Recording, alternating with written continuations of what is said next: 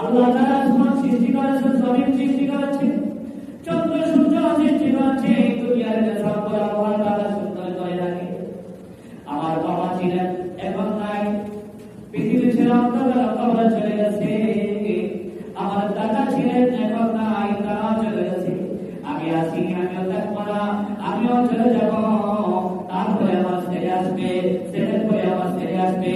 এইভাবে করতে মানুষ দুনিয়াতে আসা যাওয়া থাকবে, কিন্তু আল্লাহর জমিন থাকবে, আল্লাহর আসমান থাকবে, আল্লাহর চন্দ্র সূর্য থাকবে, আল্লাহ তাআলার পাহাড় পর্বত নদীরা সব কিছু থাকবে, রাস্তাঘাট থাকবে, মসজিদ মসজিদ থাকবে, ঘর বাড়ি থাকবে।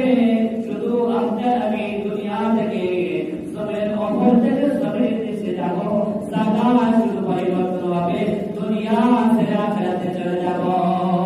এই দুনিয়াতে কেউ থাকতে পারে নাই, যে নবী পয়গম্বর মুসলিম আল্লাহ রাব্বুল আলামিন তামাম দুনিয়া সৃষ্টি করেছেন, আসমান জমিন সৃষ্টি করেছেন, জান্নাত সৃষ্টি করেছেন। যে নবী আল্লাহর হাবিব সাল্লাল্লাহু আলাইহি ওয়াসাল্লাম আল্লাহর বন্ধু, আল্লাহর দোস্ত, আল্লাহর কলিম, আল্লাহর বন্ধু হওয়ার পরে, আল্লাহর দোস্ত হওয়ার পরে, আল্লাহর মাহবুব হওয়ার পরে, যার ওসিলা আল্লাহ তাআলা দুনিয়া সৃষ্টি করেছে, ওই আল্লাহর হাবিব দুনিয়াতে থাকতে পারে নাই। আপনি আমি কেউ এই দুনিয়াতে থাকতে পারবো না, থাকার জায়গা না, থাকার জায়গা নেই, জায়গা না।